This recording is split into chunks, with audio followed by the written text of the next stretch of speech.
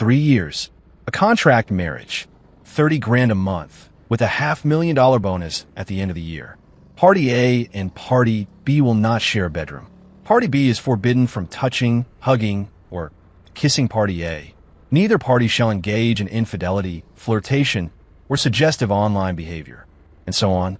I scanned the 18 clauses of the deeply unequal prenuptial agreement laid out before me, a smirk playing on my lips. This thing was so ridiculous, a dog wouldn't sign it. I did. Money talks. Besides, the other party to this agreement was the angelic heroine of this whole story. My name is Cole Grant, and I'm not from around here. 3 days ago, I was in my dingy studio apartment, eating instant ramen and wondering how I'd cover next month's rent. I went to sleep and woke up here, dropped straight into a Blockbuster men's adventure novel I'd read, inhabiting the body of a spoiled rich kid who just happened to share my name. The original Cole was a useless idiot whose only purpose in the story was to be mercilessly humiliated by his brilliant fiancée, Victoria Sterling, before becoming a stepping stone for the actual protagonist's rise to glory. Victoria Sterling, heiress to Port City's largest financial empire, a walking, talking ice queen with a genius-level IQ and supermodel looks. The only thing she cared about was her career, and she considered every man on the planet an incompetent fool. Especially me, her fiancé. Just yesterday, in front of both our families, she'd thrown a termination agreement in my face. Cole, what can you do besides drink and party? A man like you doesn't deserve to stand by my side. Her voice was like chipping ice, every word a frozen dagger. I had to physically restrain myself from laughing out loud. Don't deserve it?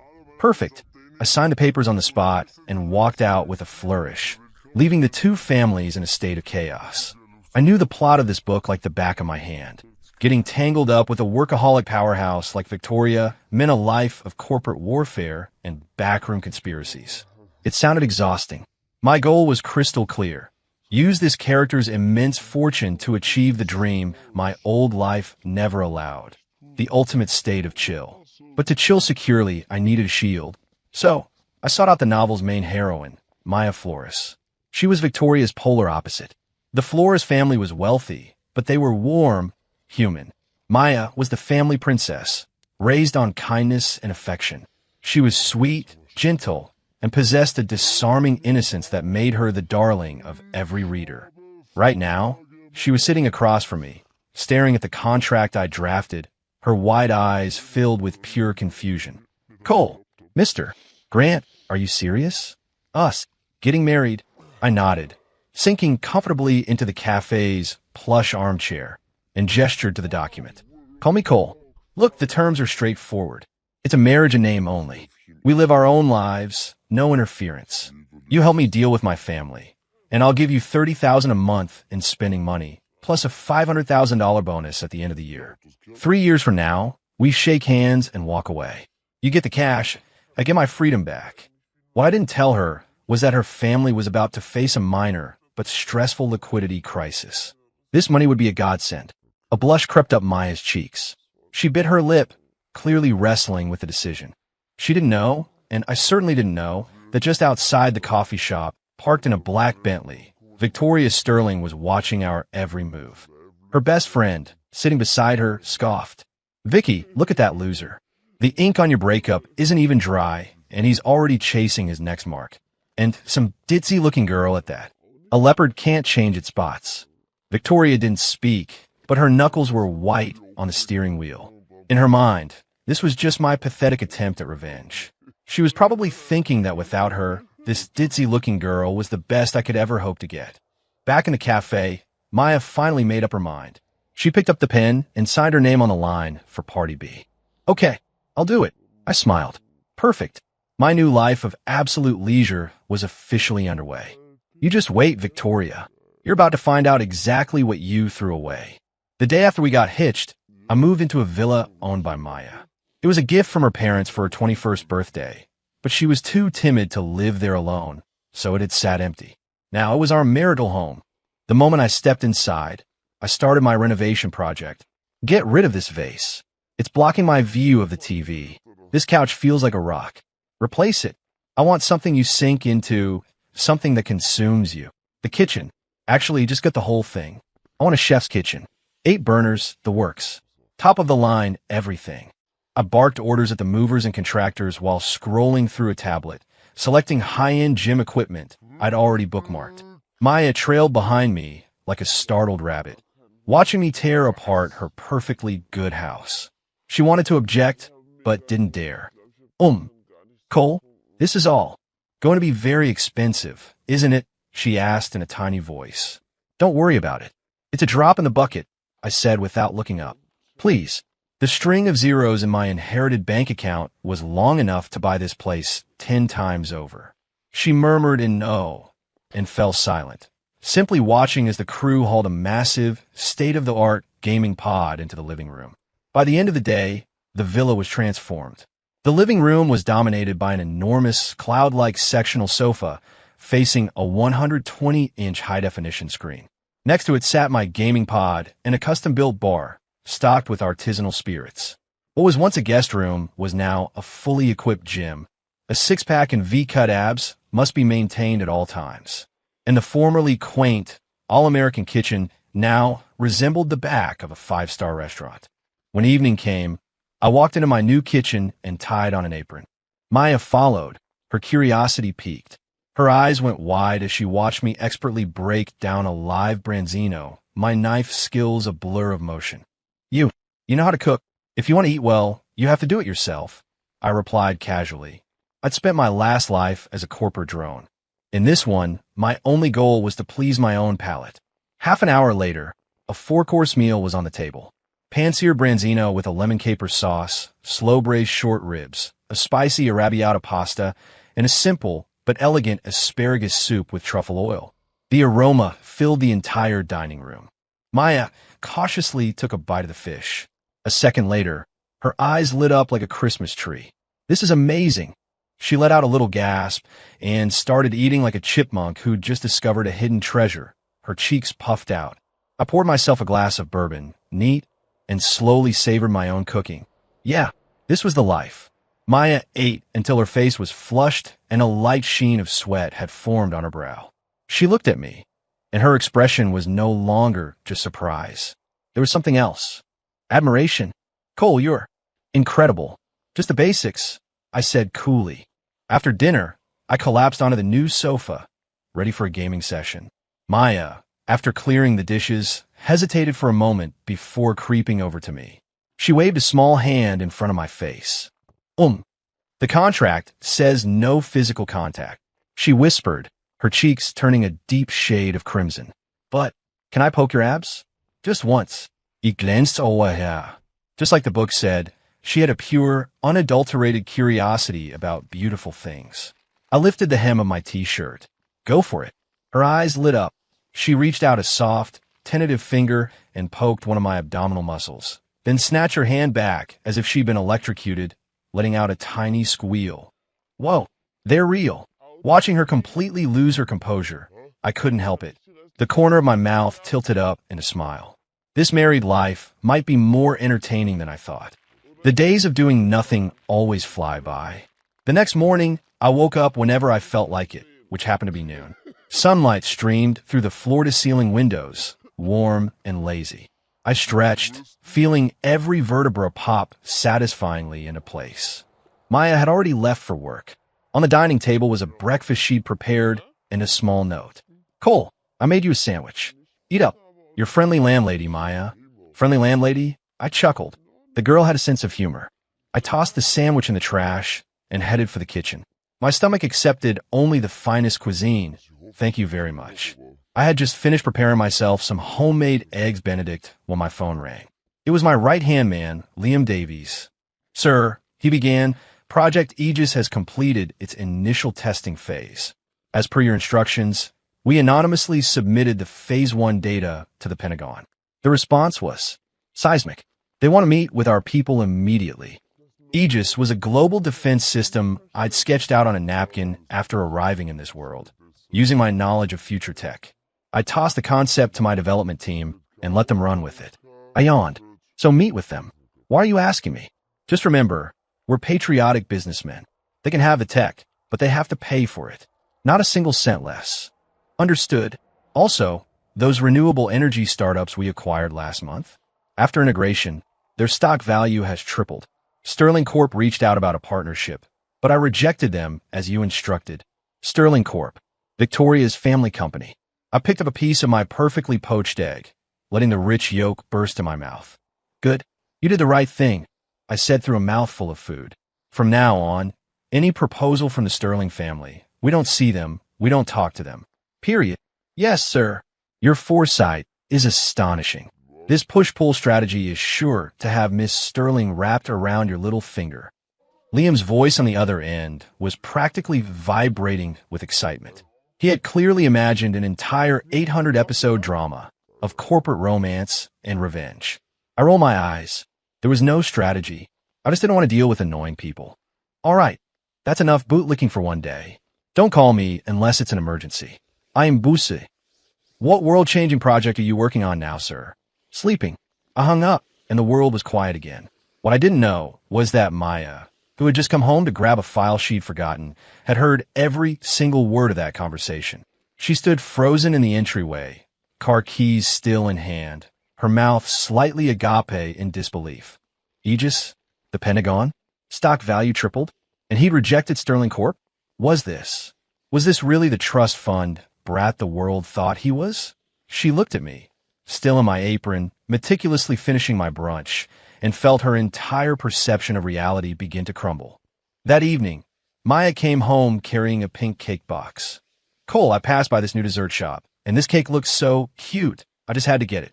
She placed it on the table, her eyes darting away from mine. I glanced at it. It was from that one bakery in Port City, the one that was all over social media, with a 2-hour line and a limited daily supply. Right? You eat it. I don't like sweets, I said, my eyes glued to the game on my screen. But I can't finish it all by myself, she said, her voice small and a little hurt. Then throw it out, I replied without thinking.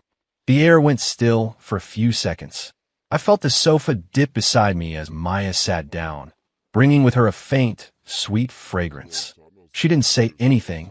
She just quietly opened the cake box, used a small fork to scoop up a piece, and held it to my lips. Just one bite, please? It's really good, she said, her voice soft and sweet, laced with a hint of pleading I couldn't quite place. I frowned, about to refuse, but then I caught a glimpse of her eyes in my peripheral vision. They were sparkling with anticipation. Fina, consider it part of the rent. I opened my mouth. The light, airy cream and sweet strawberry jam melted on my tongue. The taste was okay. Well, she asked nervously. It's fine, I said flatly, turning my attention back to the game. Oh, she said, sounding a little disappointed. But I didn't see the tiny, triumphant smile that crept onto her face as she turned away, like a kitten who had successfully stolen a treat. She didn't know, and I certainly didn't know, that this scene had been captured by a camera outside the window. Victoria Sterling sat in her car, staring at the photo her private investigator had just sent her. Me, opening my mouth to eat the cake Maya was feeding me.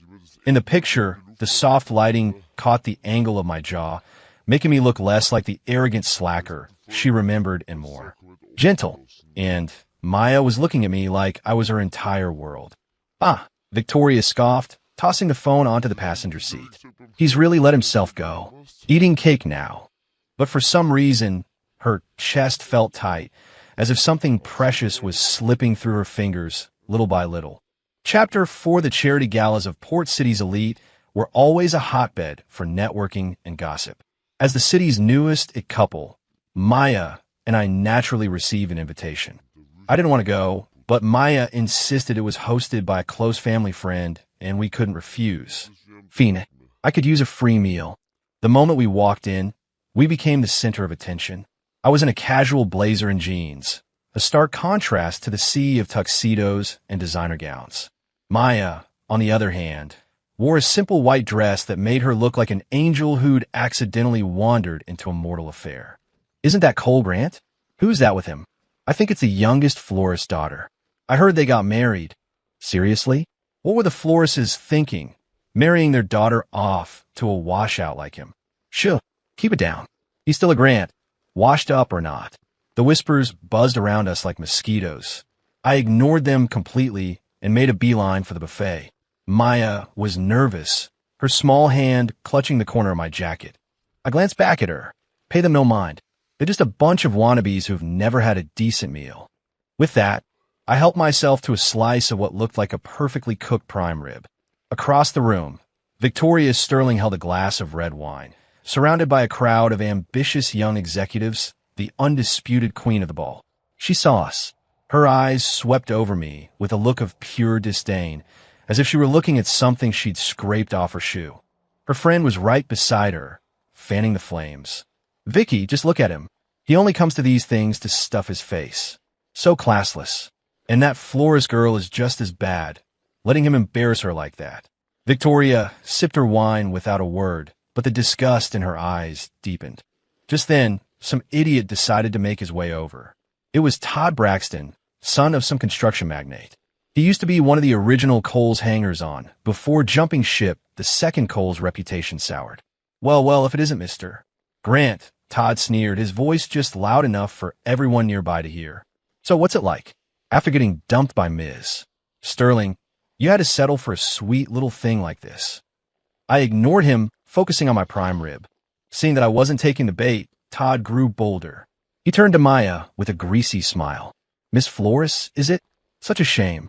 A beautiful flower planted in a pile of manure. You know, if you stick with a loser like Cole, you're in for a rough life. The color drained from Maya's face.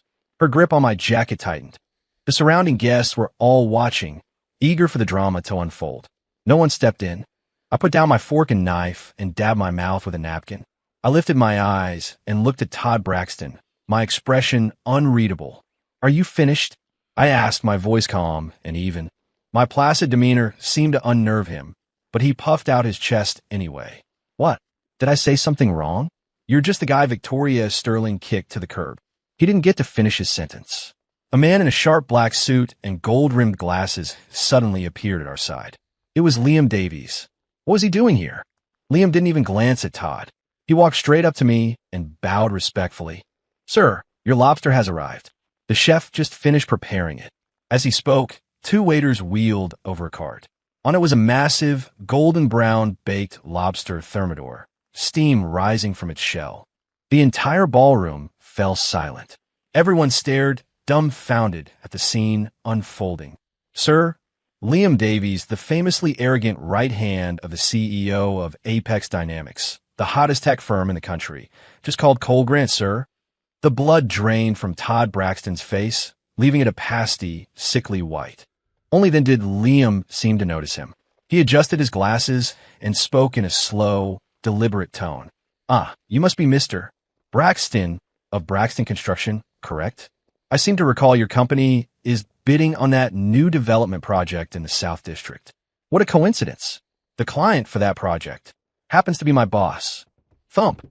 Todd Braxton's legs gave out, and he collapsed onto the floor in a heap. I picked up my fork, speared a juicy piece of lobster meat, and held it to Maya's lips. Open up. Maya, still in a daze, opened her mouth and ate the lobster. I looked across the room, my eyes meeting Victoria Sterling's. For the first time, the expression on her face was one I'd never seen before. It wasn't scorn. It wasn't disgust.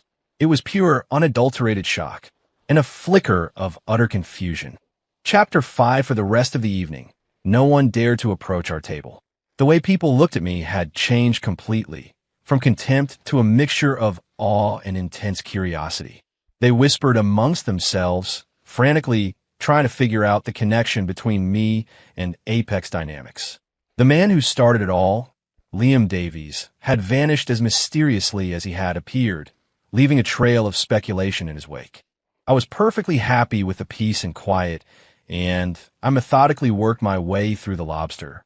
Maya sat beside me, nibbling on her food, her eyes darting toward me every few seconds, filled with a million questions. Cole, she finally whispered, unable to contain herself any longer. That company, Apex Dynamics. Oh, that? Just a little side project I invested in for fun, I said with a dismissive wave of my hand. Maya was speechless. A little side project?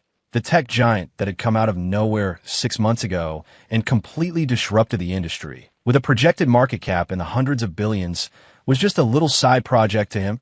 She looked at me as if I just told her the sky was green. I found her stunned expression amusing and fed her another piece of lobster. Just eat. You think too much. She obediently opened her mouth, but the light in her eyes grew brighter and more intense. From across the room, the sight was a dagger to Victoria's heart. She stood frozen, her fingers gripping her wine glass so tightly they turned white. She didn't believe it. The party boy, the wastrel, the man who knew nothing but excess, how could he possibly be the secret mastermind behind a corporate behemoth? It had to be a trick. Liam Davies must have been asked by the Grant family elders to put on a show, a little piece of theater to help Cole save face. Yes, that had to be it. Victoria took a deep breath, forcing herself to calm down, to regain her usual icy composure. She started walking towards us, the sharp clicks of her heels on the marble floor echoing through the silent hall, each step a declaration of her authority. Every eye in the room swiveled back to us. The ex-fiancé confronting her former flame and his new wife. This was far more exciting than any business reveal. Cole Grant. Victoria stood before our table, looking down at me with her signature arrogance. I looked up from my plate, my expression board. Something I can help you with? Don't think that hiring someone to put on a little show changes the fact that you're a failure, she said coldly. I'll find out who's really behind Apex Dynamics. I suggest you stop using these pathetic ploys to get my attention. Her words sent another wave of whispers through the crowd. She had a point. How could Cole Grant possibly be the boss of Apex? Maya's face paled. She opened her mouth to argue, but I placed a hand on hers, stopping her. I looked at Victoria, and a slow smile spread across my face. Victoria, do you really believe that the entire world revolves around you? That everything I do is some desperate attempt to get you to notice me? I stood up. I was a good half-foot taller than her, and the shift in posture immediately gave me the upper hand. You give yourself way too much credit. I leaned in closer, lowering my voice so only she could hear. I rejected your company's proposal, not as some strategic move, but for a very simple reason. You're annoying. And another thing, I added, my voice a soft murmur. Don't bother investigating. You won't find anything.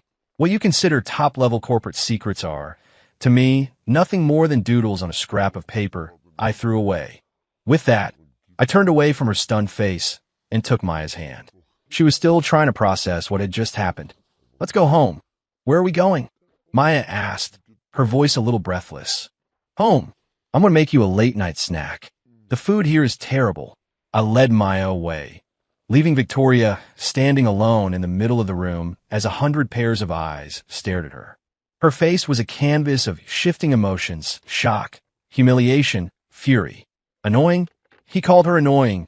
That single word, more than any insult about her intelligence or her success, struck a nerve deep within her proud soul.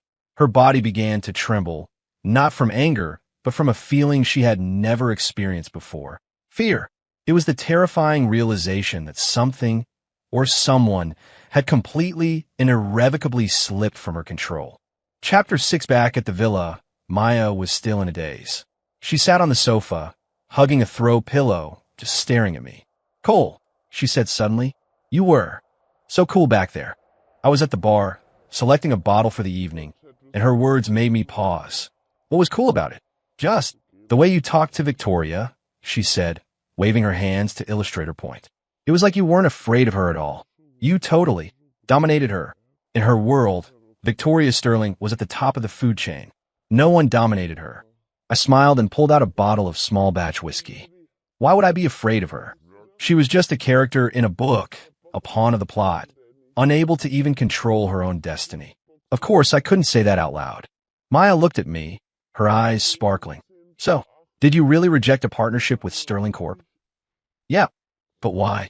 I heard they're one of the most powerful companies in the country. Because, I said, pouring her a tiny glass, your ex-fiancé is even more powerful. I gave her a wink. Try this. It's a nice, smooth bourbon. Maya took the glass and took a tiny sip.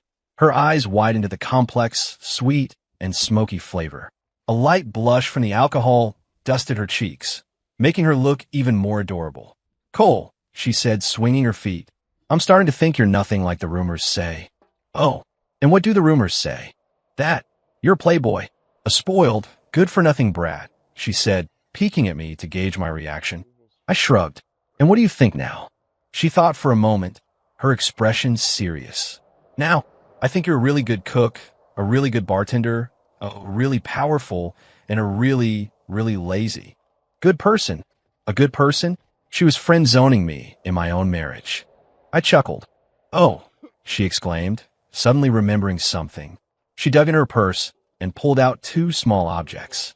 Look, they were two fuzzy keychains, one of a lazy, orange cat and the other of a happy-go-lucky golden retriever. I saw these at a shop today. See this cat? It's so lazy, just like you, she said, handing me the cat keychain. And this one's me. It's for you. I looked down at the goofy golden retriever keychain in my hand, then back at her expectant face. Against my better judgment, I clipped it onto my car keys. When Maya saw what I'd done, she broke into a huge, radiant smile, her eyes curving into little crescent moons. Little did we know, our actual pets had already bonded. I own a profoundly lazy Garfield cat named Porkchop. Maya owned a hyperactive corgi named Stumpy. Right at that moment, in the villa's backyard, Porkchop was lying on his back in the grass, sunbathing in the moonlight. Stumpy was circling him, rolling around, wagging his tail, and occasionally licking Porkchop's face. Porkchop twitched an ear in annoyance, but didn't bother to move. The whole scene was faithfully recorded by the security cameras. Later that night, after I'd sent Maya off to bed, I sat in the living room, scrolling through the latest report from Liam on my tablet. Sir, Todd Braxton's father dragged him over to the office with a pile of expensive gifts, begging for your forgiveness. I had security throw them out. Also, Victoria Sterling has mobilized her family's entire intelligence network to dig into your background. I read the report, a cold smile touching my lips. Let her dig. The breadcrumbs I'd left behind would only lead her down a rabbit hole of shock and despair. I wanted her to watch, with her own two eyes, as the failure she'd cast aside ascended to heights she could never dream of reaching, all while living a blissful life with another woman. That kind of psychological torture was far more satisfying than a simple public humiliation. An idea began to form in my mind. Life was a stage. If I had to put on a show, I might as well make it a blockbuster. Chapter 7. The next day, a new hashtag appeared out of nowhere and shot to the #1 trending spot on Twitter. Cole Grant slept in again. The tweet contained a series of paparazzi photos. In them, I was standing on the villa's balcony in my pajamas, yawning and stretching, my hair a mess. The timestamp was 11:00 a.m. The caption was dripping with sarcasm. The life of a kept man? Grant Industries' heir Cole Grant, after marrying into the Flores family, appears to have embraced a life of leisure. Sources say he sleeps past noon and is being fully supported by his new wife. The comments section exploded. LMAO, this dude is literally living the dream, getting paid to do nothing. I thought he was some kind of secret badass after that gala incident, but I guess he's still just a bum. I feel so bad for Maya Flores. She's a saint for putting up with him.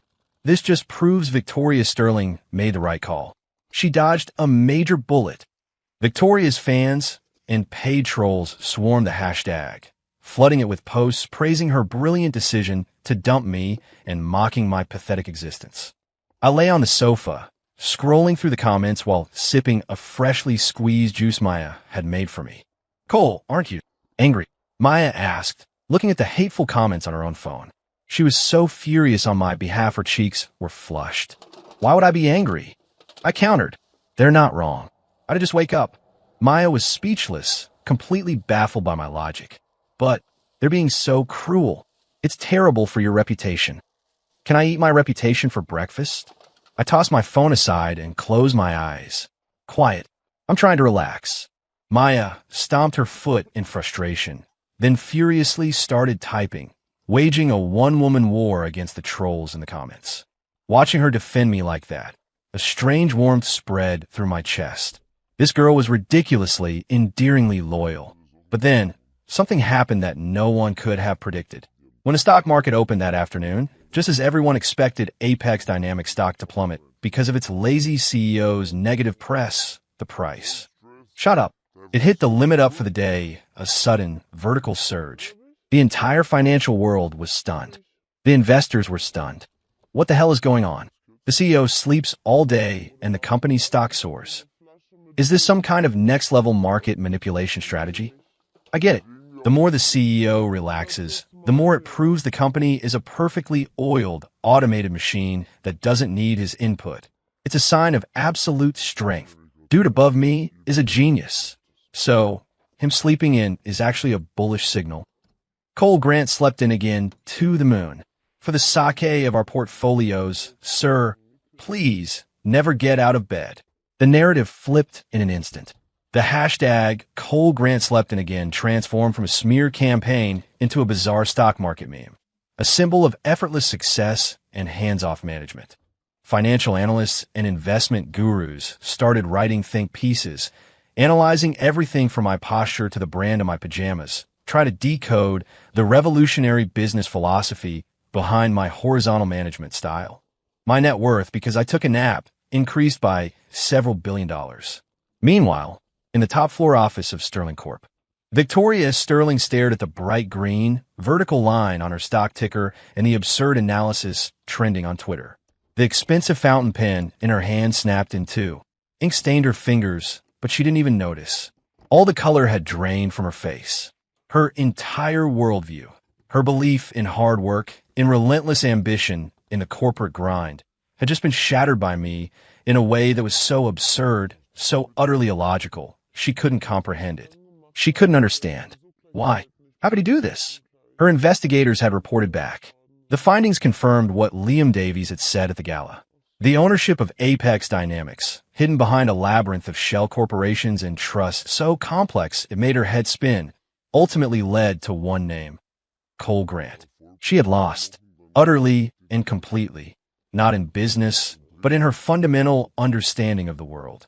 The man she had always looked down upon had, without her noticing, ascended to the clouds. He was now looking down on her from a height she could only dream of reaching, and she, like a fool, was still trying to judge him by her own pathetic standards. A sharp pain lanced through her chest. The room began to spin. The last thing she saw before everything went black was the mocking green of the Apex stock price. Chapter 8. News that Victoria Sterling had been hospitalized for extreme exhaustion spread like wildfire through Port City's high society. That was the official story, anyway. But everyone knew it had something to do with me. Overnight, I became an enigma, a living legend. The way people looked at me changed again. It wasn't just respect anymore. It was a kind of bewildered awe, as if I weren't a person but a walking, talking financial anomaly. I couldn't have cared less. I had a different problem to deal with. One of Maya's old flames had just returned from Europe. His name was Julian Croft, a moderately famous painter and Maya's childhood friend. In the novel, this guy was another minor villain. He was obsessed with Maya and was quickly and easily dispatched by the story's true hero. Now, he had set his sights on me. He cornered us at a gallery opening. "Maya, why would you marry a man like this?" Julian exclaimed, pointing at me with a pained expression. "He has nothing but dirty money and dumb luck. What does he know about art, about a connection of souls? He doesn't deserve you." I yawned. Not another one of these self-righteous clowns. Maya frowned, stepping in front of me protectively. "Julian, don't you dare talk about Cole like that. He's 1,000 times better than you." Better than him? I gently moved Maya aside and faced Julian with a lazy grin. "Where do you get your confidence?" My dismissive attitude infuriated him. "You're just a businessman. You reek of money. What would you know about art? A single one of my paintings can sell for 6 figures. What can you do?" "Ah," I said, nodding. "So, you want to compare bank accounts?" That's not what I meant. I'm talking about artistic merit." Julian's face was beet red. "Fine, let's talk art." I glanced around the gallery and pointed to the exhibition's centerpiece. "That one, Whispers of a Neon Sky. What do you think of it?" Julian immediately puffed out his chest, back on familiar ground. "That piece is by the contemporary master, Rousseau. His use of post-impressionist techniques to convey urban alienation is..." He launched into a long-winded analysis, throwing around a bunch of jargon I couldn't be bothered to understand. I waited until he was done. "Finished? Good. Now it's my turn." I walked up to the painting and studied it for a moment. The composition is a mess, the colors are garish, and the use of light is a complete disaster. He's just using the post-impressionist label to cover up his lack of fundamental skill. This painting, in my opinion, is worthless. A wave of gasps went through the room. Julian looked at me like I had just blasphemed. What do you know? How dare you criticize the work of a master like Rousseau? The gallery's curator hurried over, his face grim. Sir, I must ask you to watch your tone. I ignored them both, took out my phone, and dialed a number. Hey, Rousseau, it's me. Some people here are calling your latest piece a masterpiece. An old, excited voice crackled from the other end. Mr. Grant, is it you? Did you see the little trifle I sent over for the exhibition? I put the call on speaker. Yeah, I saw it. What is this garbage? You're getting sloppy in your old age. Did you forget everything I taught you about chiaroscuro? Yes, you're absolutely right. I haven't been feeling well lately, and that piece is truly my worst work in years. I'll have them take it down at once. I'm so sorry it had to offend your eyes. The gallery was dead silent. Everyone stared at the phone in my hand, as if it were a holy relic. Rousseau, the reclusive, legendary artist whose paintings sold for millions, was being scolded like a schoolboy. By Cole Grant? The color of Julian Croft's face had gone from red to a sickly, corpse-like gray. His proudest achievements, the very foundation of his artistic ego, had just been demolished in front of the man he despised. I hung up the phone and patted Julian on the shoulder. Kid, here's a piece of advice. Never challenge a professional in their field of expertise with your little hobby. With that, I took the hand of the completely petrified Maya and walked out.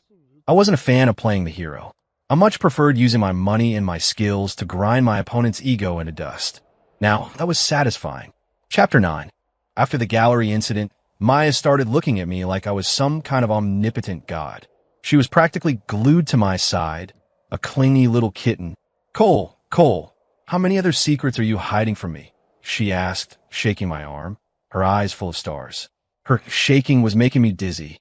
If you keep that up, you're not getting dinner tonight. She immediately let go and sat up straight, hands folded neatly in her lap like a well-behaved schoolgirl.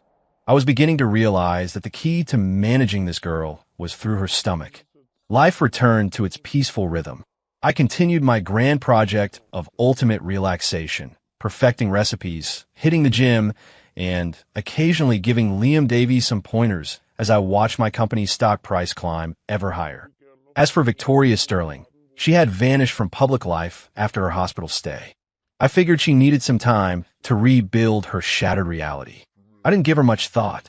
She was a ghost from a past that wasn't even mine. Until one day, I was in the garden, tending to the small vegetable patch I'd started, when a familiar black Bentley pulled up to the front gate. Victoria stepped out of the car. She had lost weight, and her face was still pale, but the icy aura she used to project had softened. She was wearing simple, casual clothes instead of her usual power suit. She just stood there by the gate, watching me. I was in a pair of old shorts, a white tank top, and flip-flops, holding a small trowel I'd been using to weed my tomato plants. This version of me didn't match the failure she remembered, nor did it align with the secret tycoon her investigation had uncovered. Her expression was a complex mix of confusion, pain, and something else I couldn't quite decipher. Maya came running out of the house. The moment she saw Victoria, she put herself between us, like a mother hen protecting her chick. What do you want? Victoria's gaze went past Maya and landed on me. Can I talk to you alone? She asked, her voice raspy. I put down my trowel and dusted the dirt off my hands. There's no need, I said coolly. We have nothing to talk about. Victoria flinched as if I'd struck her. Her eyes instantly welled up with tears. Cole, I know I was wrong before, she said, biting her lip, all her pride stripped away. I just wanted to ask, is there still a chance for us? There it was, the moment I had been waiting for. The climax of the ex-girlfriend's regret subplot. Too bad I wasn't the original hero of this story. I felt nothing for her. I looked at her as if she were a complete stranger. Victoria, have you forgotten? I'm a married man. I reached out and pulled the little guard dog in front of me in my arms. Maya's body tensed for a second, then relaxed into my embrace. She rested her head on my chest, her face turning a bright shade of pink as she secretly nuzzled against me. This girl never missed an opportunity. Allow me to introduce you. I said, turning to Victoria with a brilliant smile. My wife, Maya. The word wife was like a knife twisting in Victoria's heart. The last bit of color drained from her face, leaving it ashen. She looked at us, at our intimate embrace, at the undisguised happiness and trust in Maya's eyes, at the warmth in my own gaze, a warmth she had never received. And in that moment, she finally understood. She hadn't just lost a fiancé. She had lost the best man in the world, a man who could have been hers, and a life of happiness that had once been within her grasp.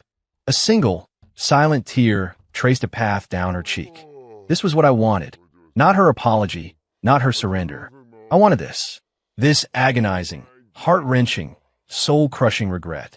This was the perfect revenge for all her past arrogance and scorn.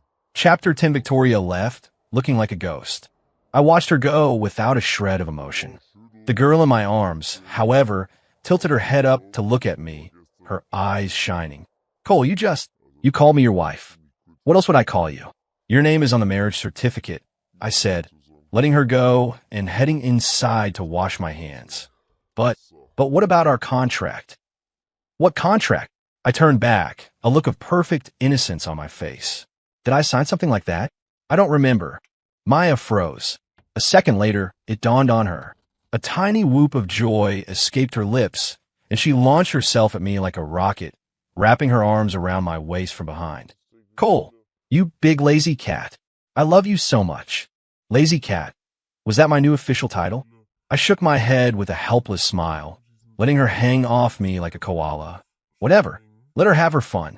It seemed my life of ultimate relaxation was becoming a lot less boring thanks to this girl. The days turned into weeks, and weeks into months. Our feelings for each other deepened with every passing moment. She became my little shadow. When I was working out, she'd sit nearby, handing me water and shamelessly checking me out, muttering things like, wow, those abs. That V-cut. It looks better than the models in the magazines. When I was cooking, she'd pull up a stool and just watch me, her chin resting in her hands, as if I were a work of art.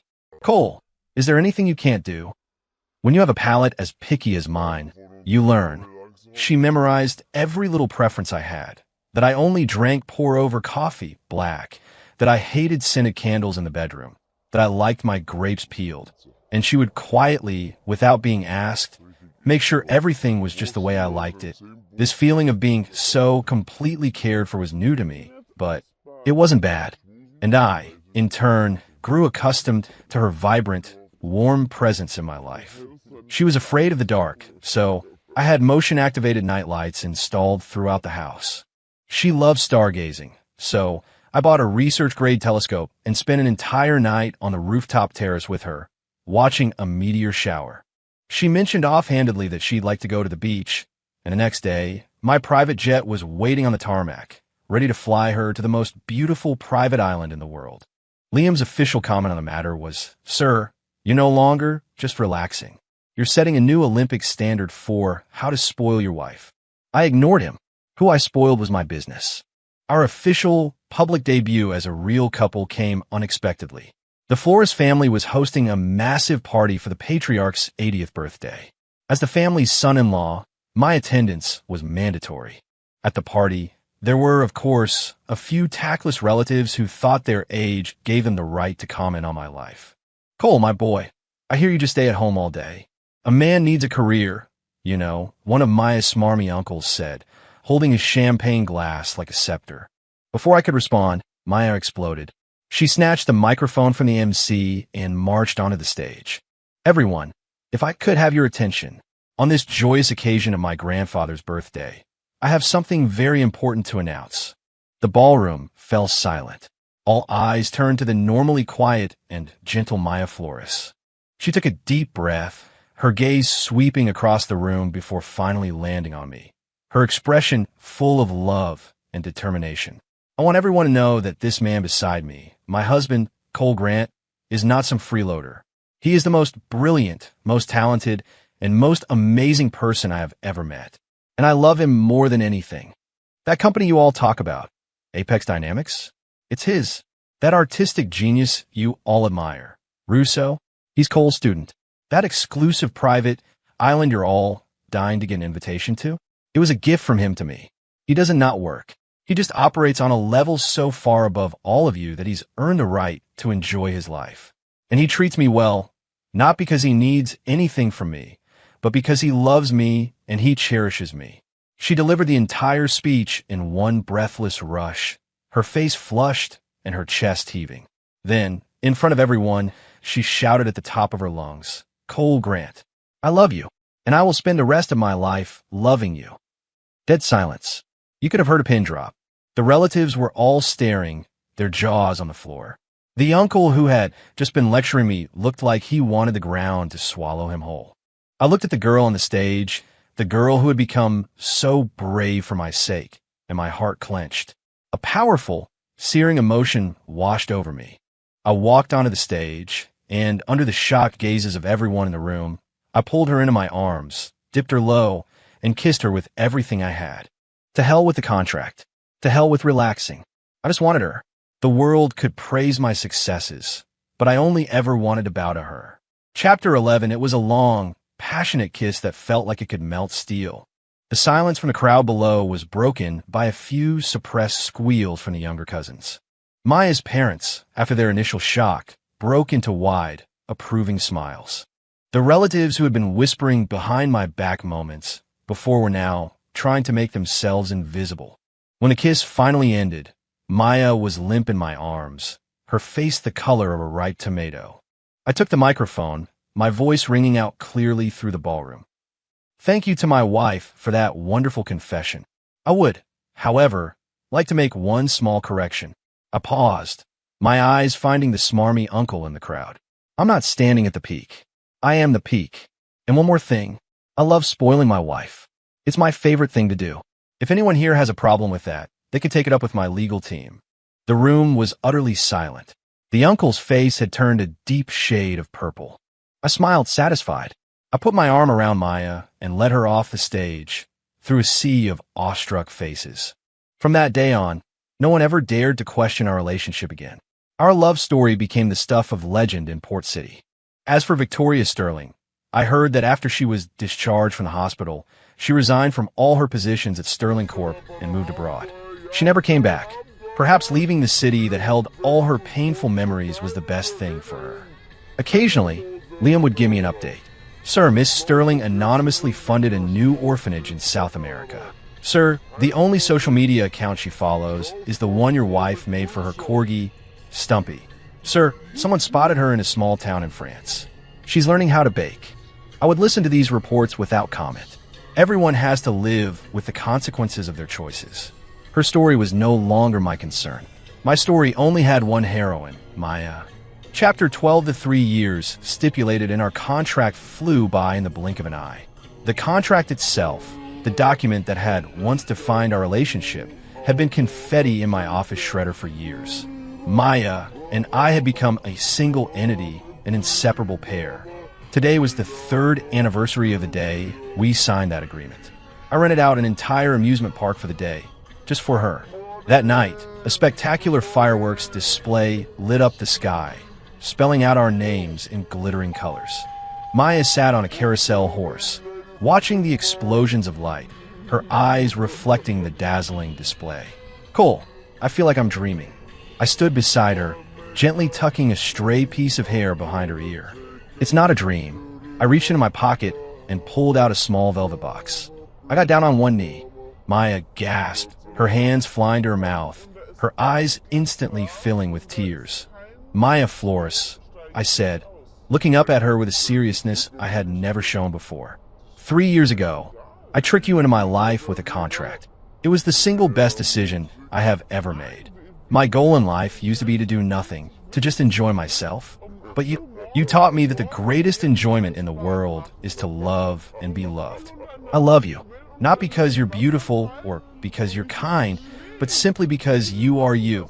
So I was wondering, would you be willing to tear up that last, invisible contract between us and for real this time, with no conditions, marry me? I opened the box. Inside was a diamond ring I had designed myself. Flanking the main stone were 2 tiny, intricate carvings, a lazy cat and a playful dog, curled up together. Tears streamed down Maya's face like a river. She was laughing and crying at the same time as she nodded frantically. Yes, yes, Cole Grant, 100 times yes. I slid the ring on her finger, stood up, and pulled her into a fierce embrace. The fireworks boomed overhead. The carousel music swelled around us. My life of ultimate relaxation was officially over, because I had found something much, much better, holding my wife and relaxing with her for the rest of my life. The world is vast, and there are many beautiful things to see. But for me, the most beautiful view in the universe will always be the sparkle in her eyes when she looks at me, because in them, I can see my way home. And